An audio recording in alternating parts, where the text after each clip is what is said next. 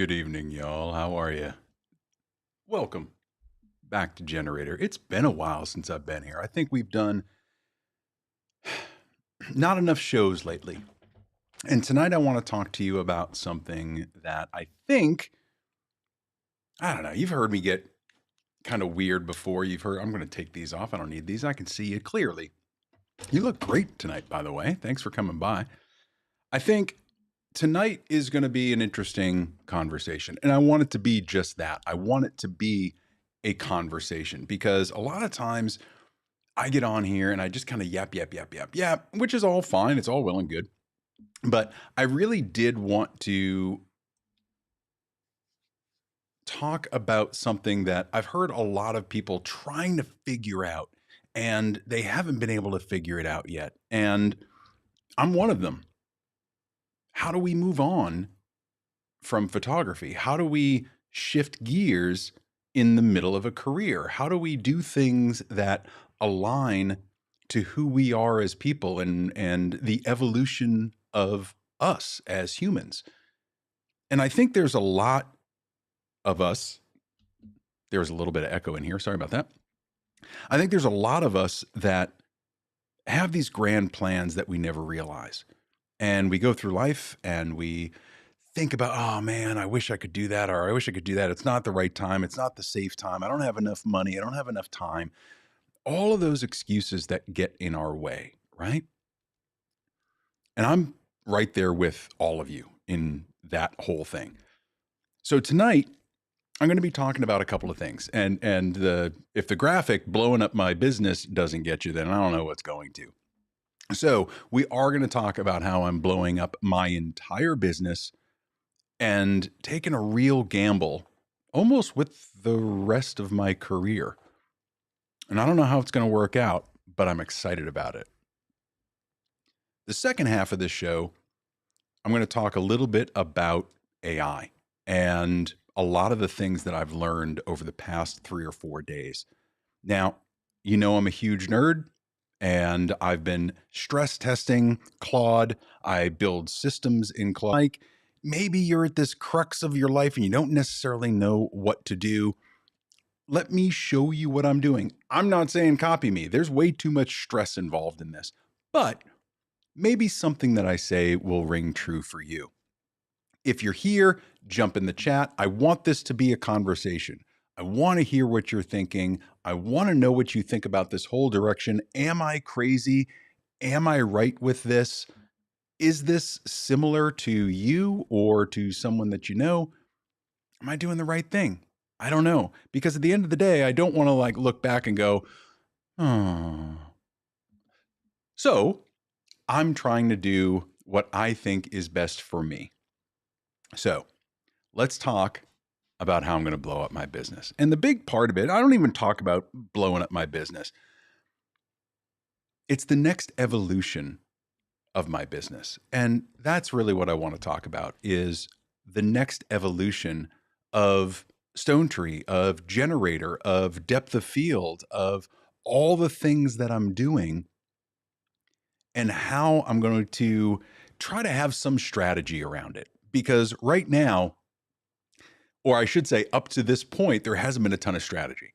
Now, if you're not interested in anything that I do, then this probably is going to be a really boring podcast for you. But if you have any tangential connection to photography or AI or philosophy or business, I think you're going to find some things in here that you can probably resonate with. So when it comes to the next evolution of what I'm doing, I think, one of the big things for me has been that I've got way too many things going on for really one person, right? Well, a lot of us only have one job. Maybe we have 2 jobs. Maybe we have 2 jobs and a hobby, right? But where I sit as a freelancer in this gig economy, right? I've got StoneTree that is my main business, but I've also got this podcast and all the live streaming that I'm doing.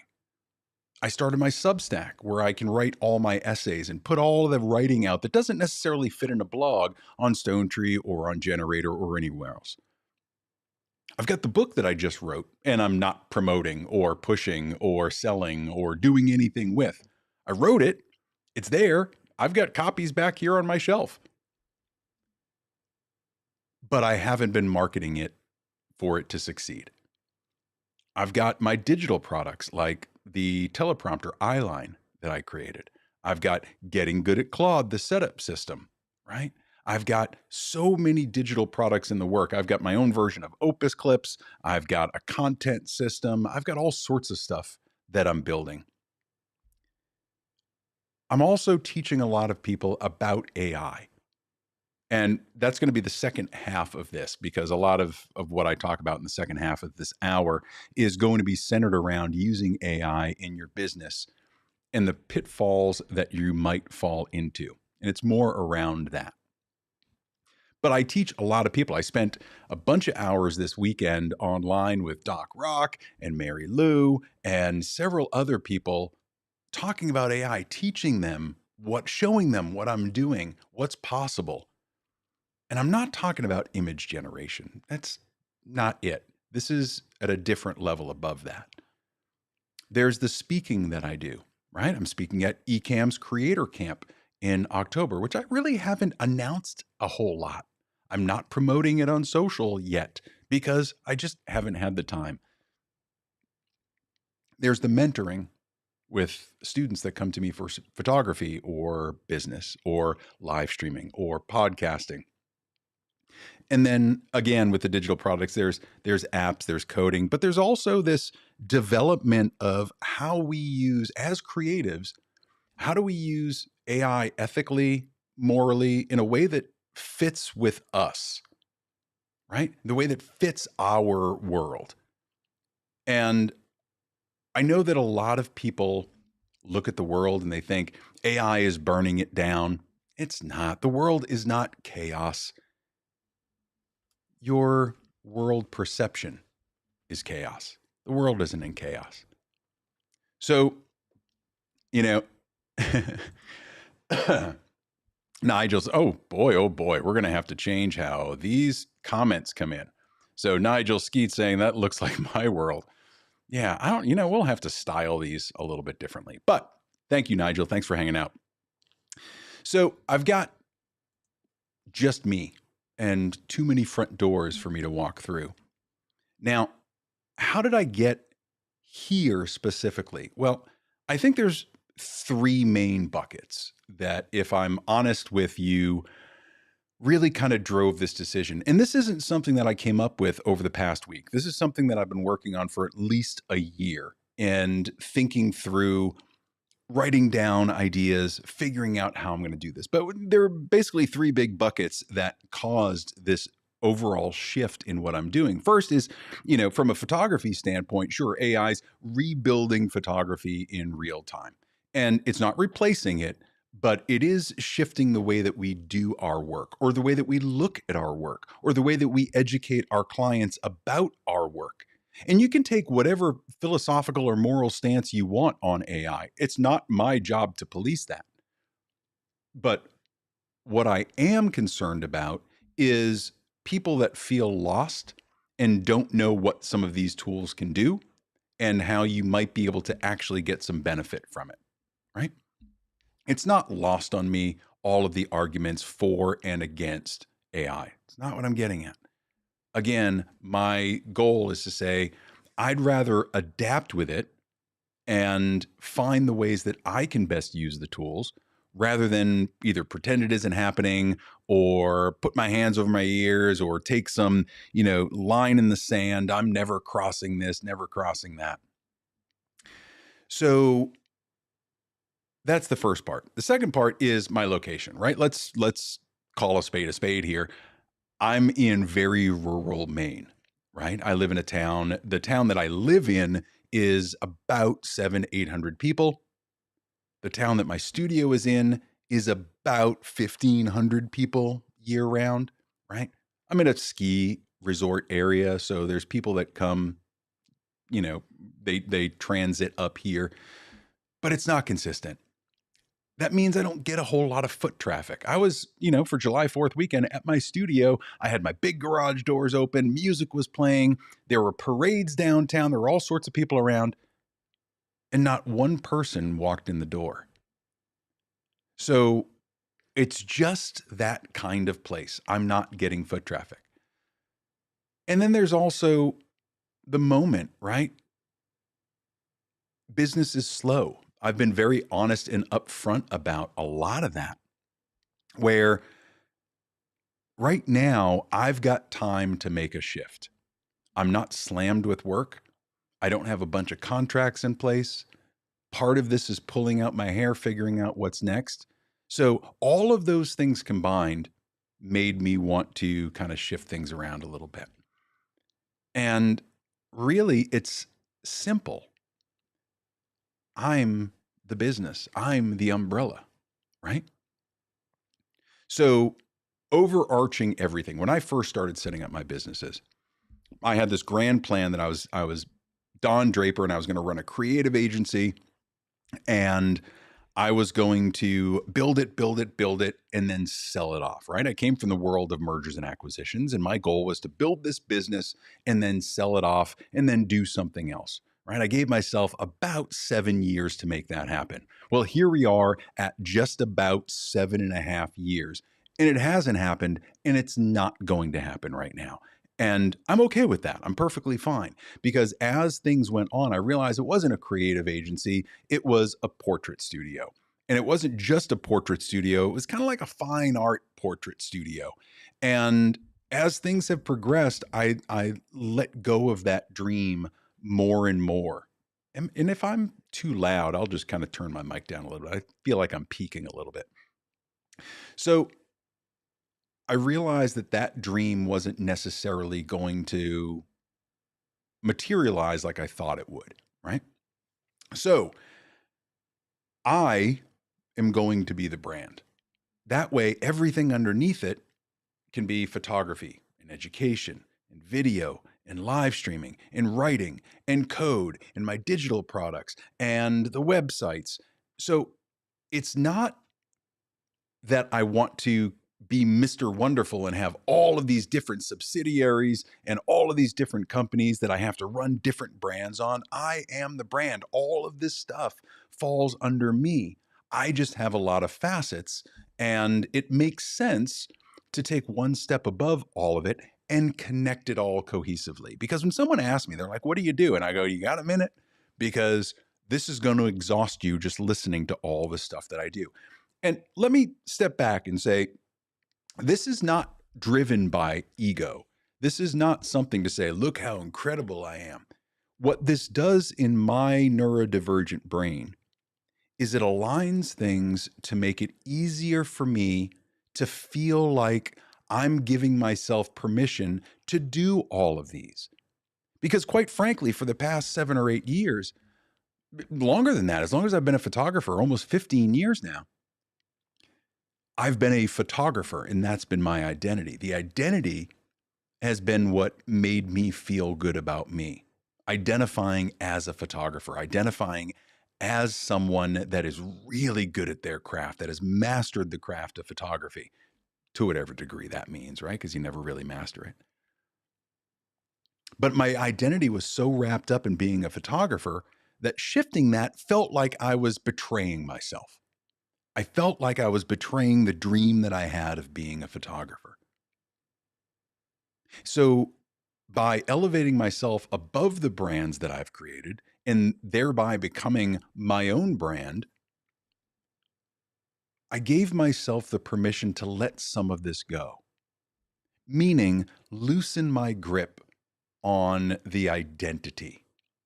So again, this isn't about saying, hey, we all have to know the name Matt Stagliano. What it does is it wraps everything together, and it gives me the capability to just have one location, one person. Now, that person may be different to everybody. I may be a live stream educator over here.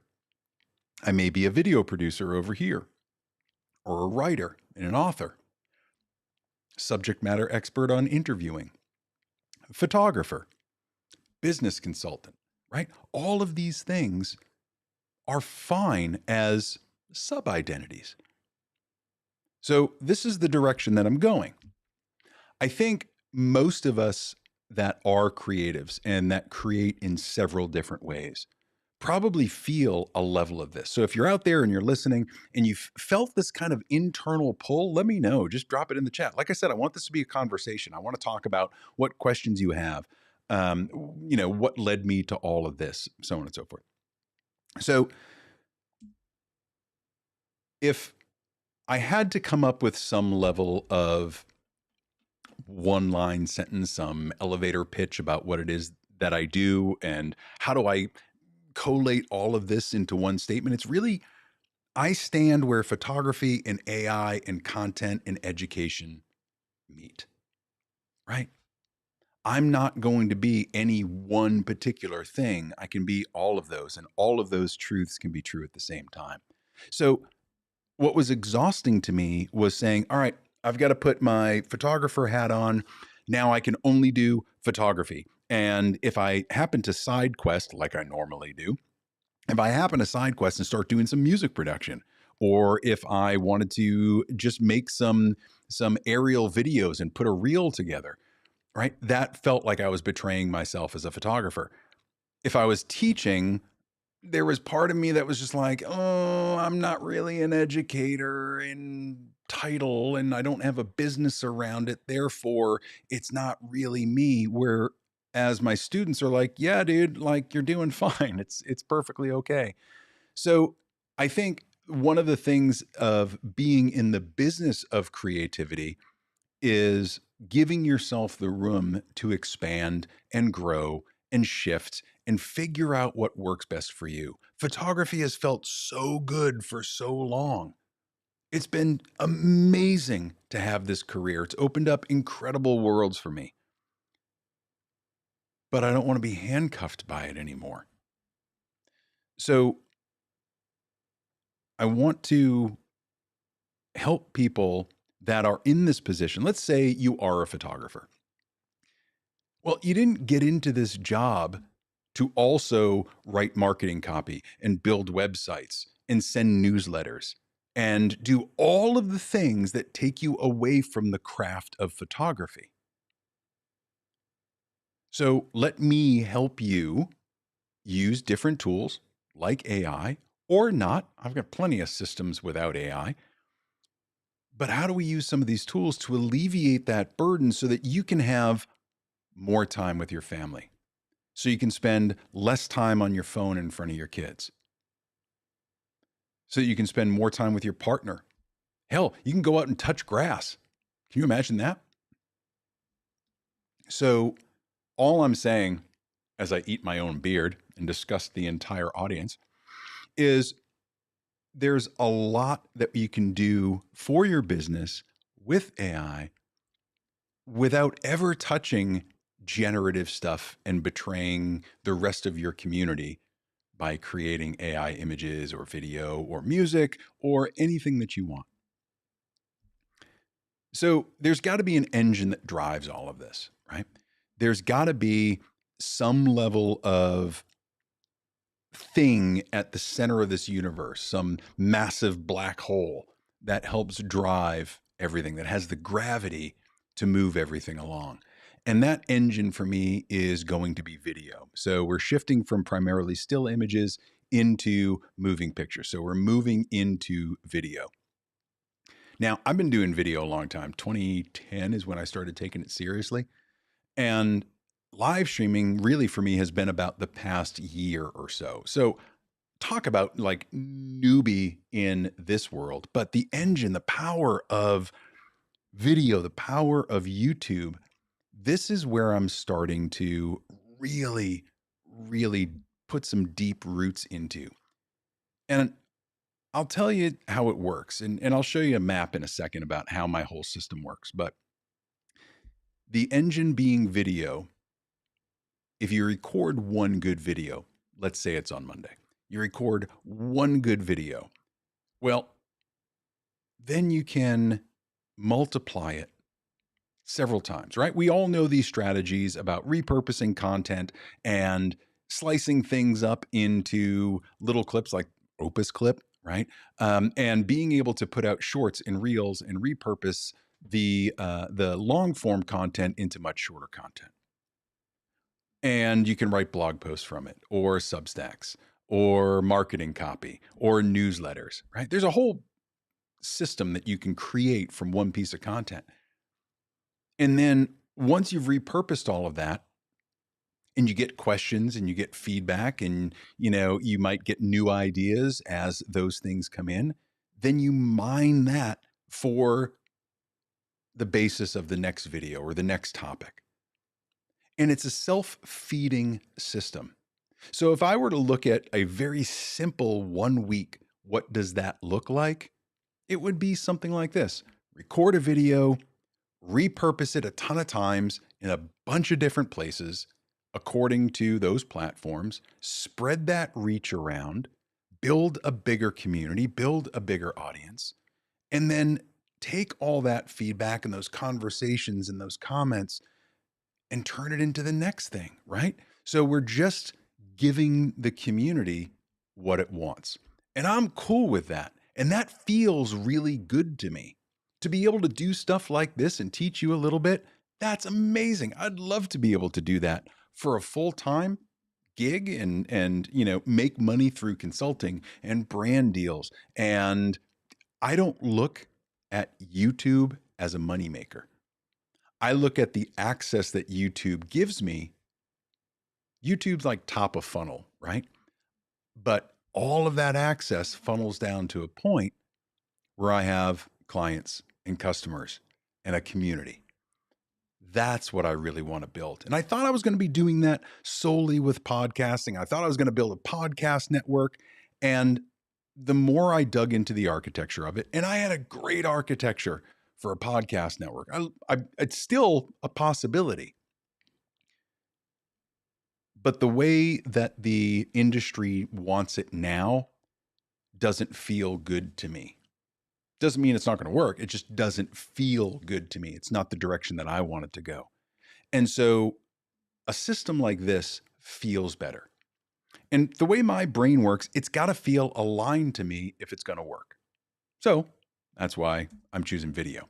And then, like I said before, it's a promotion engine. So all these other things that I'm doing, the book, the podcast, the products, the speaking, the photography, the education, all of that can drive different videos and different channels and different feeds and different communities and different newsletters, right? So I'm building a content company, if you will, but that content is going to be vastly different depending on which angle you're looking at me from.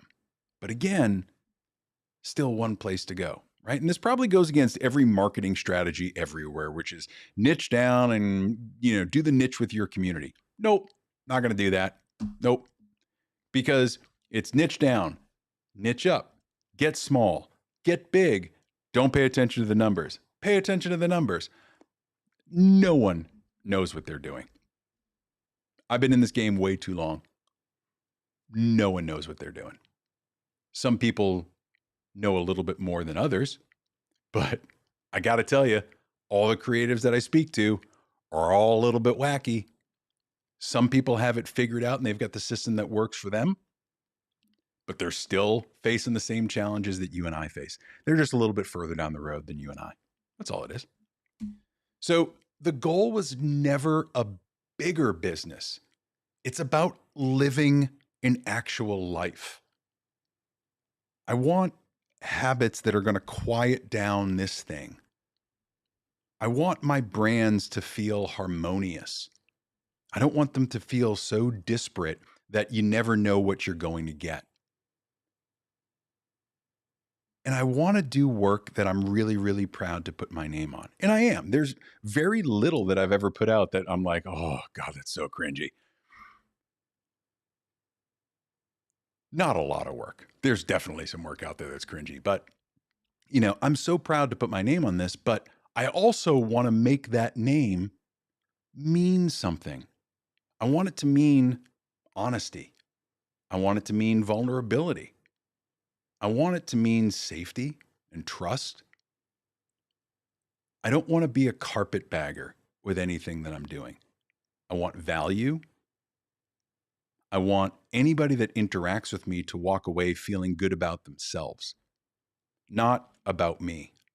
I want them to feel good about themselves and what they're doing and what they're building. And that to me makes the life that I'm living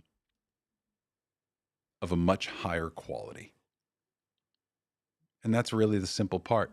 I just want a life that I can live. Right now I'm definitely out of balance. No, I'm out of harmony because I spend way too much time here doing this and not enough time out there seeing what's out there, having the conversations that I want to have.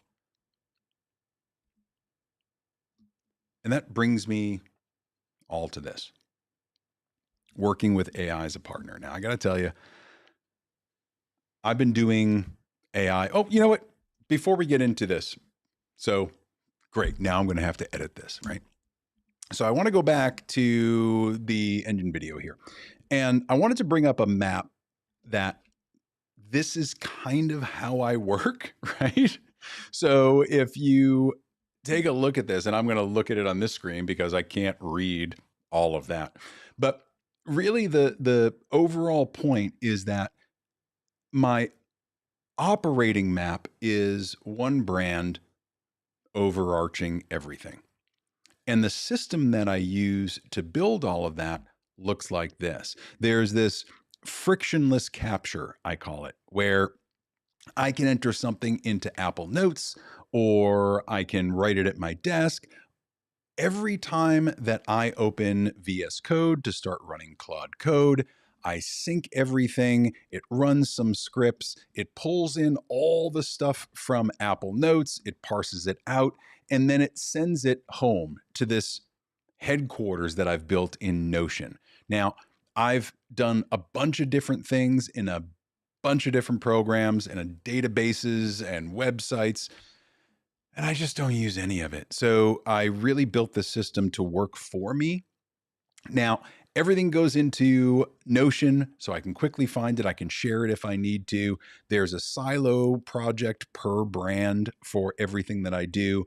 And then I've got all of my stuff in there, my source material, my voice guides, my calendaring, everything is in Notion. And I don't delete anything. I archive. Why? Because I like going back and being able to see the evolution of my thoughts, right? Same thing as keeping a journal. Now, I don't necessarily keep everything archived, meaning like if I'm making one change on a slide deck, right? I'm making a change in the slide deck. I'm not going to have like final dash final underscore v3 dash final, right? I'm not going to have that. What I'm saying is like if I build this map and then in 6 months from now, I build another map, I'm still keeping this one because I want to see what that evolution looks like. And I think it's a really valuable practice to have. So I've got everything now stored in Notion. Now I go back into Claude and I'm doing a whole bunch of thinking. What does it look like? What's moving along? What needs to be prepped? How do things get triaged? If I dump a lot of ideas into Apple Notes, what's the priority? What's the scoring system? And I've built all of that into Claude by saying, here's my goals, here's my revenue goals, here's my harmony goals, here's what I want to do for my life. Based on what I'm putting in, where does this all fit in? And there are some projects, right? I just have a million ideas a day. Some of them are never going to go anywhere, and that's perfectly fine. Some of them are just ideas that maybe have to percolate a little bit, and then we'll be able to turn them into something. But I don't want to lose the idea itself. And so I was able to combine, I don't know, 2 or 3 different legal pads worth of ideas into all of this. Now I don't feel like I have all of this paper scattered everywhere, wondering like, okay, where's that one thing that I wrote down in that one column, that one post-it? Where is that? Everything is captured in one place. And then as it starts to generate assets for me, whenever Claude generates something for me, nothing gets published without my eyes, my voice, my hands on it, because I want it to do 80% of the work. And then I want to make sure that it's perfect and mine. I don't want fully AI generated copy out there that doesn't sound like me, that sounds like everybody else, that uses all the AI tells. I don't want that. It's easy to spot. It's very easy to spot. And I think it's gross. Ironic that I'm talking about using AI and calling AI gross. I get it. But the point being, I want everything to go through my human gate. Then it comes into this point where it ships, right? Whether it's the YouTube video or maybe it's the depth of field essay on Substack, maybe it's my social post, maybe it's more drafts and more ideas. Maybe things come of all of the work, right? We were talking about the comments and the conversations and all of that. All of those things that ship then give me enough information to go back and start capturing things again. So all of this is built to be an engine for me to stay organized, because I don't stay organized very easily. I'm just really ADHD. The neurodivergency really has me ping-ponging all over the place. And I've got very particular ways of working. So this system probably wouldn't work for 98 out of 100 people, but it works for me. And that's what I need. I don't need to buy someone else's system. I need to build my own that works for me based on the habits that have been ingrained in me for 53 years, right? So this is kind of what it looks like. And even this will evolve over the next 2, 3, 5 months, because I'm going to find better ways to do things. So having a diagram like this makes me feel better, makes me feel more organized. And if I feel organized, my brain is calmer, I can produce more, I can create more. And that's my whole goal, is creation, not administration, it's creation. So if I looked at the website, I made this, and I want you at some point, I'm going to move this away. I feel like I'm yelling at you, and I'm not yelling at you. I swear to God. One of the big things is having a place that people can find everything that I do. Because when I go to a conference, or, I meet someone on the street, or I get introduced to someone, they say, what is it that you do? And a lot of times just it's easy to say I'm a photographer. And then as the conversation goes on, we get into other things, and then they realize, like, wow, you do a lot more than that. And again, I don't say this out of ego or to pat myself in the back and say, I'm so busy and look at all the things I do. I just do a lot of shit. That's it. And I wanted one place to put it all. And I wanted it to represent me in a way that felt right. So mattstagliano.com is going to be kind of the new center of the universe. It's not Stone Tree, it's not Generate, it's Matt Stagliano. So on this website, it's going to be a collection of everything. I want to help people get better. I want to make the distance between where you are and where you want to be shorter. How can I do that? Got a lot of knowledge, and I want to share it. These are the things that I make: photography, apps, Substack, podcast, books, speaking, consulting, right? All of these things are different aspects. And now you can find it all in one place. Links to Stone Tree, links to Generator. You can even watch some of the episodes of Sue Bryce or Susan Stripling or Johnny Edward or Cara Marie, right?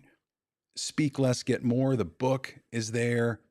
All the different things that I'm doing with AI. For example, I've got this VS Code setup system where I've got a full video walkthrough of how I use VS Code. All of these buttons will help you install everything so that your environment looks like mine, and you can kind of get off to the races. There's, the getting good at Claude stuff. And I just want to make it easier for people to get the information about what it is that I'm doing. You can find the Substack writings, and then all the stuff that I do on stages, speaking engagements, podcasts, that sort of thing. And each one of them goes through and has their own subpage. So there's even more information about it. It's not replacing those other websites. Those are still going to be the primary brand locations for those particular brands. But everything here is going to be a bit more focused and give you just enough information to kind of wet your whistle, if you will. Because all I want people to do is get in touch with me, figure out how I can help them. That's the goal, right? There's the depth of field stuff, all the writing that I'm doing, and then, the speaking, like I said, and all my social handles and whatnot. So this is the website. I built this last week. I launched it last week, very soft. I've been playing with it. There are probably a whole bunch of bugs. I know that, but I'm building it myself and it works and it's great. That's where I'm at. Okay, let's go back here and move on, shall we? All right. So I'm going to get rid of the content engine here and we'll go back to working with AI. All right. So the past, I want to talk about working with AI as a partner because a lot of people look at AI as a savior. They'll look at it as a villain.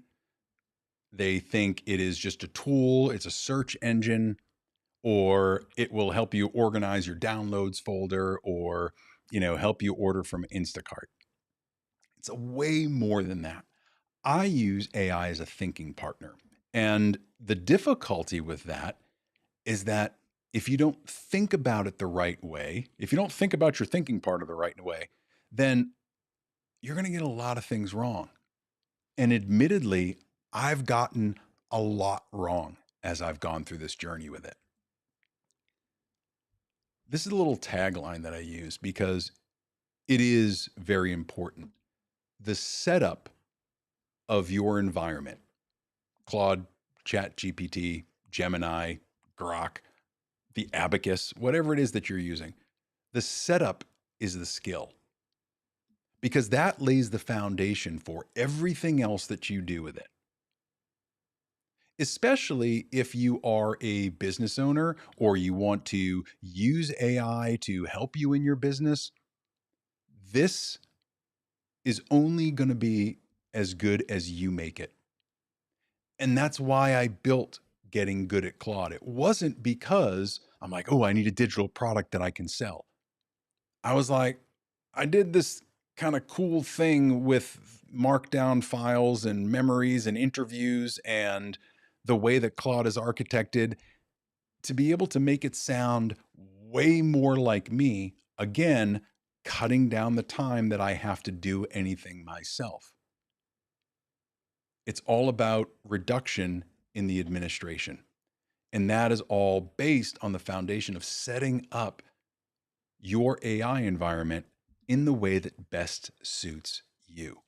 Now, in doing that, it's supposed to work kind of like this, that you go into your Claude and you think it's going to know everything there is to know and it will be able to see everything about your business at once, and before it gives you any facts it's going to check the world and it's going to check all your files and it's going to give you truth and honesty, and then it's going to, if you correct it, then it's going to stick and you'll never have to tell it that thing again. And then if it's building for you, if it's writing for you, it's going to go back and proof it or test it or debug it. And that's the hope, right? That's where we think, or what we think AI should be. But that's closer to artificial general intelligence than it is to the large language models that we're using now. AI right now is a prediction engine. That's it. It's not really thinking for you. And that was a big failing of mine, is I anthropomorphized Claude into a thinking partner. So my conversations started shifting from prompts, make me a slide deck that talks about this, to Why are you doing it this way? Why are you not doing what I ask you? I'm giving you all this great information. I'm dropping gems here, and you're giving me shit back. You should know this stuff. Why don't you know it? Why are you asking me things that we talked about last week? I was in another session. Why don't you remember what we were just talking about in this other session? Here's what I want from you in a document. And then it spits it back in a pretty font with no changes whatsoever. Why would it trust old information over what I'm talking to you right now about? And these were just some of the symptoms of the problems that I was having as I started working deeper and deeper and more intensely with Claude. Now, I'm on the max plan. I spend 90% of my day in Claude Code and interacting through Claude Code as my chat bot, as my co-work bot, as my programming bot. Everything, all my agents are built in Claude Code. So I spend most of my time there. And I expected that with these frontier models getting smarter every day, that it would kind of progress the same way that I was progressing. My skills would go up. And so I expected the skills of Claude to go up. And I thought it remembered, but it doesn't. Claude's memory, or ChatGPT's or Gemini's, it isn't a brain. That hasn't been solved yet. Claude's memory is a filing cabinet, and it only holds what someone deliberately writes down. That's it. You've got a filing cabinet in your large language model. And what you have to do is understand that all it's going to do is look through those files and try to spit out the answer. But if you don't tell it what drawer it's in or what collection of files, it's going to take a best guess. It might have some things in its memory about you and what you talk about, but unless you're very specific, it's not going to give you the answer that you think. So this is where I realized I was the problem. It's easy to blame technology. It's easy to blame Claude or ChatGPT or any model. I'm just going to say Claude from here on out because that's the one that I use, but you can apply this pretty broadly to any AI model. That it should just remember, that there shouldn't be any going back and forth with it to see if it remembers. It should just remember, but it doesn't, because nothing sticks unless it gets written down in a way that it can be accessed very easily, quickly, and repetitively.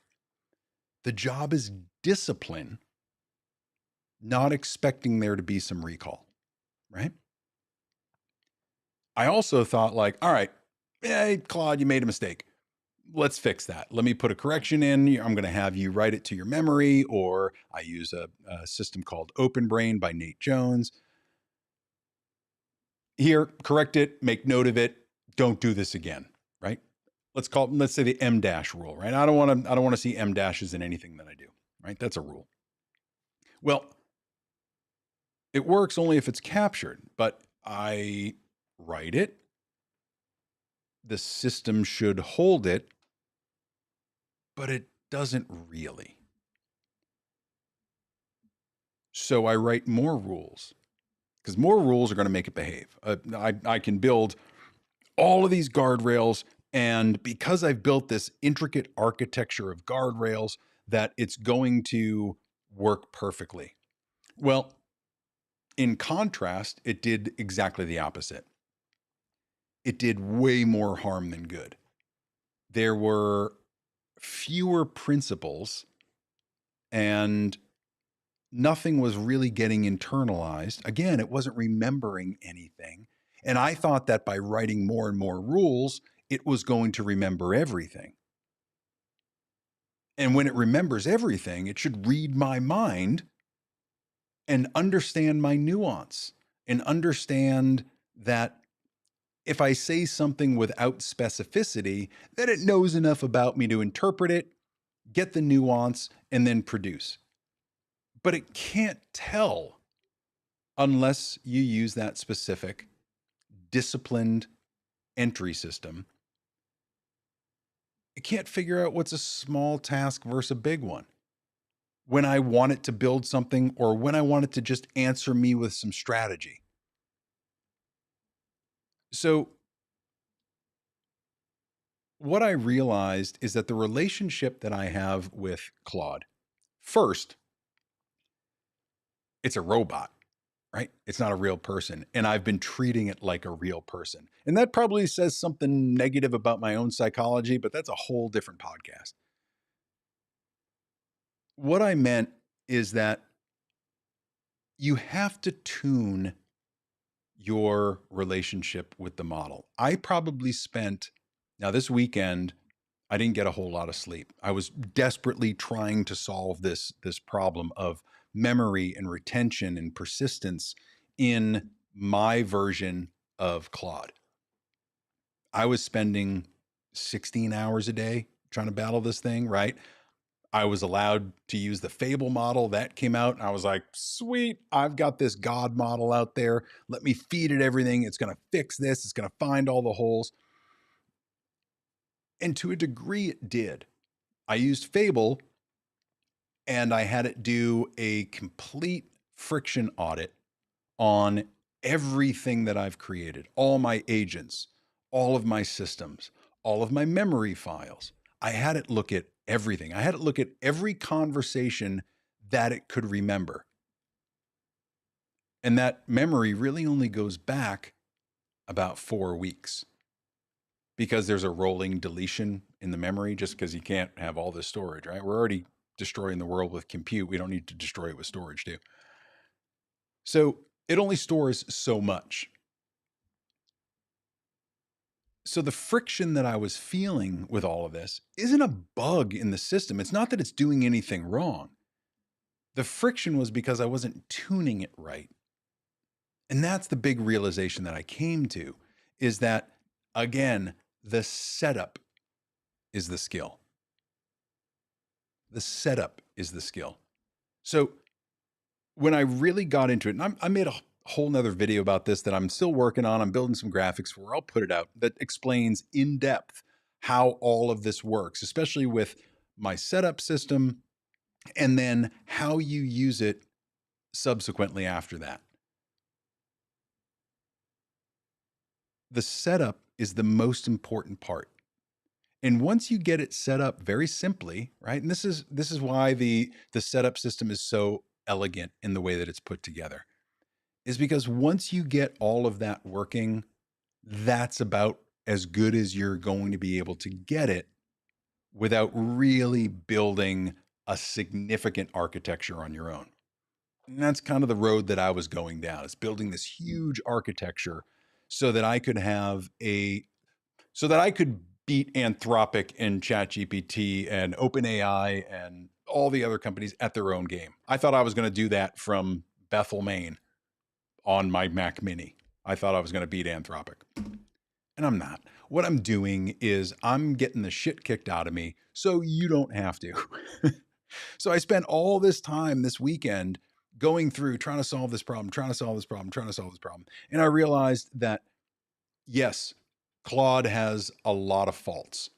They all do. I would correct a mistake and then I'd go into another session and it would make that same mistake directly in front of me. And I would call it out and it said, you know what? You're right. I should have remembered that because we just talked about this a moment ago. But it doesn't have a memory like that. All I was doing was saying, we talked about it, look here. And then it looks over there and says, oh yeah, we did talk about that. It's like Dory in Finding Nemo. Claude is Dory. There's a great analogy for it. It remembers in the moment in conversation, and then it looks away, and then it doesn't remember where anything is. Can't remember the conversation. Doesn't know, but it kind of has an idea, right? And because I had built such a sophisticated memory system in it, I thought that it finally had a brain, and it doesn't have a brain. What it has is a ton of information, an enormous map of how to get there.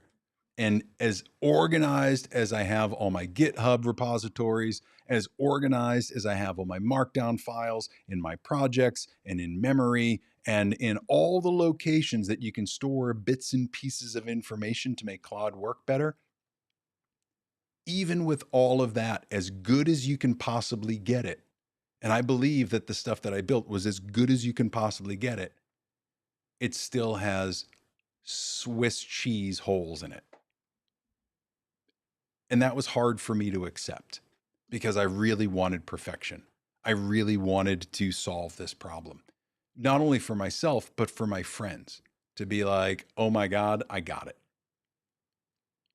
So the setup at the beginning is really the skill, but there's a secondary skill to that, and that's understanding and patience and being able to go from super complicated, bringing it down to simplicity. So today, as I was building other things and going through and going in and out of meetings, I wanted to try some very simple things. When I did my friction audit, I had 111 skills stored in Claude. I use 11 of them. There were 100 other things that were getting loaded, screwing up Claude. I had hundreds of rules committed that I condensed down to about 30 lines. There was way too much in there that was causing too many issues. So I said, all right, once I cleaned all of that up, which I used Claude to help me do, once I cleaned all that up, I said, I'm going to try a couple of simple things. So really in between two meetings today, between 2:15 and 2:30, I went in and I said, listen, I'm rebuilding these websites. I've got all of these images that I can dump out of Lightroom, but they're going to be dumped out as JPEGs and they're going to be heavy on a website. So I want to convert them to WebP or AVIF or something smaller, lossy compression, but really good compression, and make these 500 kilobyte files 99 kilobytes, right? Speed is everything. So I said, hey, what I need you to do, I need you to build me a script and a folder on my desktop where I can drop a JPEG and it can convert automatically to this and then put it into another folder so that now I can just drag whatever I want into that folder, run the script, and then have all my already formatted photos ready to go. And it built that in about 3 minutes. And it works great. So I said, all right, well, I'm going to be doing a live show tonight. Why don't you take all these notes that I'd put together because I wanted to talk about all this stuff. Take all this stuff, give me a couple of slide decks from it, split it in half, give me a run of show so that it kind of flows together, and spit it out. Then I jumped to my 2:30 call.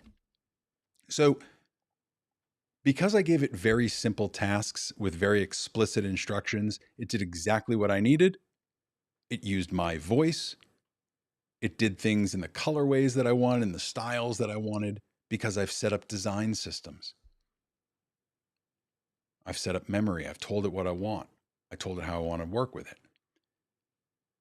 And it started producing better content. So I realized that the problem was really me. I got all tied up around the axle about having it to be perfect. I was trying to replicate my brain, and that's a scary enough thing as it is.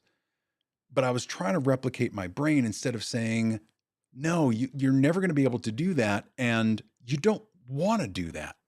What you want to do is what these tools are made for, which is offloading the administration. So I started to get caught up in my own shit and believing that I could build something so miraculously capable that all I would have to do is say, hey, Claude, you know that thing we were talking about the other day? Go do the thing. You can't do that yet. You just can't. Maybe there's some software devs out there that can absolutely do it. I ain't one of them. I'm a muggle like the rest of you. I'm just a really nerdy one. And I like digging in and stress testing things until they break. And I feel like two things broke this weekend. One of them was almost my will, but two things broke this weekend. My hold on what I was trying to make Claude do, and my belief that Claude can do everything. Both of those things broke this weekend, and it's an okay thing. It's fine. What it did was give me a lot of insight that I can now give to you as to how these things work so that the expectations that you have going in are going to be the right expectations. And that you can get more out of the tool than you've ever done before. And I'm doing more of that. This week alone, I built out that, I'm going to read from a list here. I built out that content system, built the image converter, stress tested all of the AI. I got a bunch of people started on Claude. I built the website for mattstagliano.com.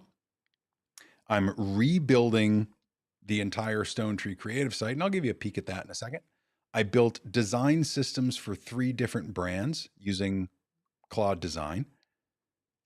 I built my own version of Opus Clips that I'm still working on and debugging, but I tested it yesterday and it works great.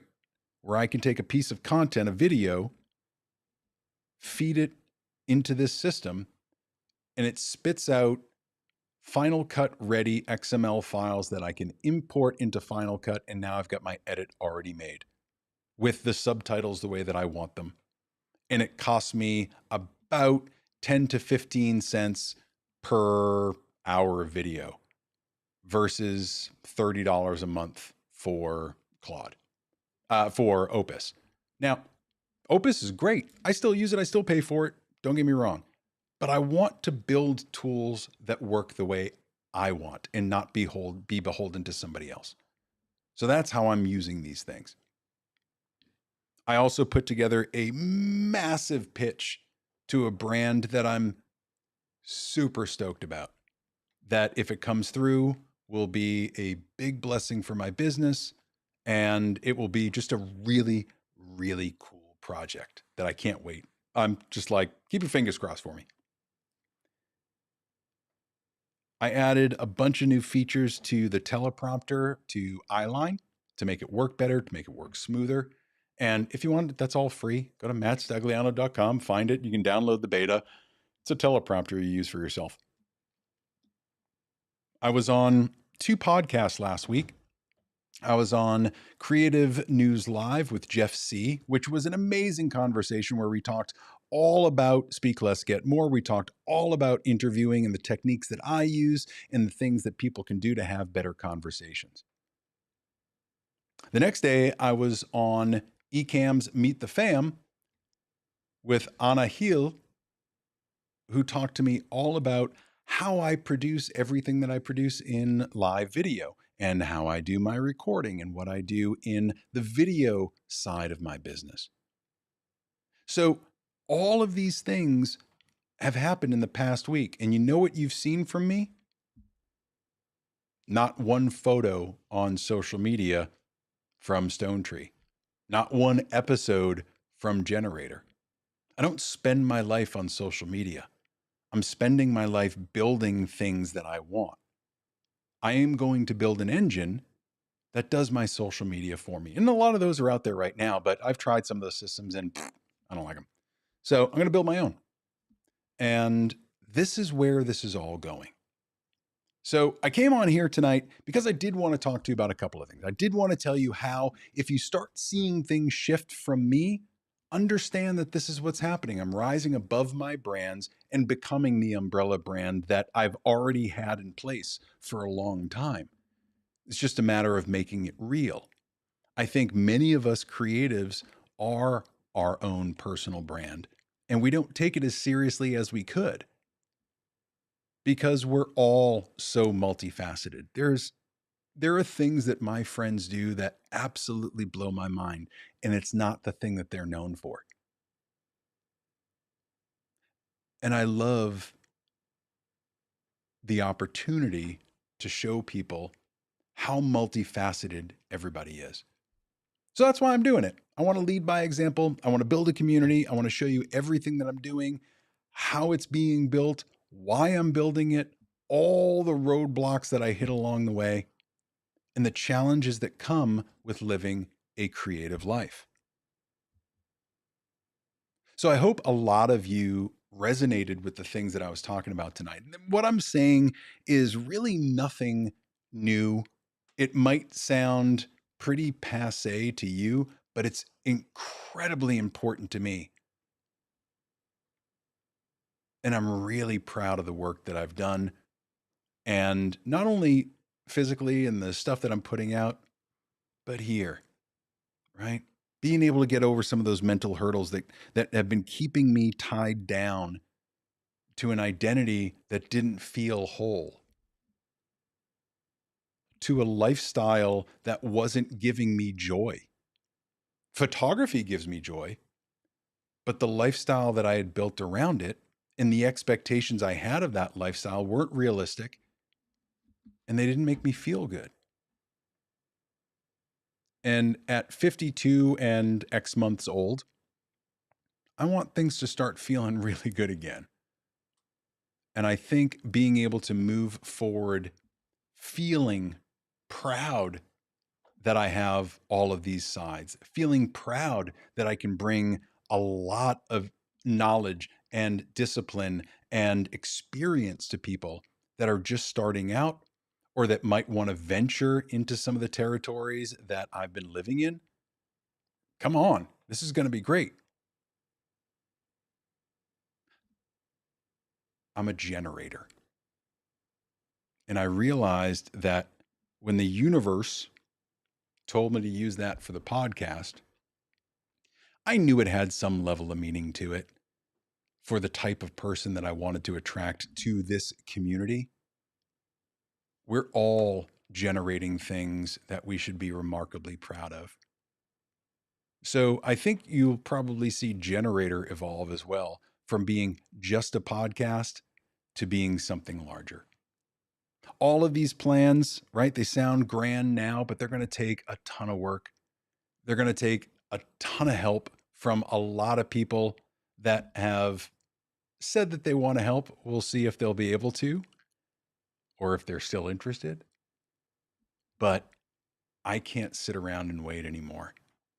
And this is what I'm going to do. So if you start to talk to me, you'll hear me talking more and more about mattstagliano.com. Again, not an ego play. It's personal branding. It's saying, here I am over here. I am all of these things. You can't nail me down to one. And I challenge you to think about yourself that way. What's the identity that you have that you think you're tied to?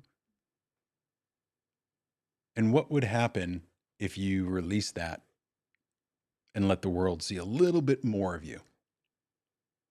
What do you think would happen? What's the worst that can happen? Right? All right. I'm going to leave it there.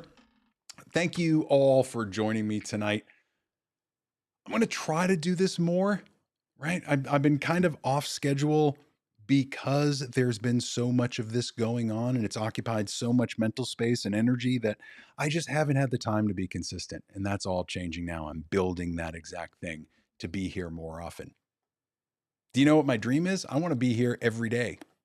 I want to be doing a show every single day for you, talking through all of these projects. So we're building it. I'm going to show you every bit of the way. I hope you'll come along with me. So check it out, mattstagliano.com. You're going to find everything there, including this. All right. I'll see y'all soon. Have a great night. Thanks for being here.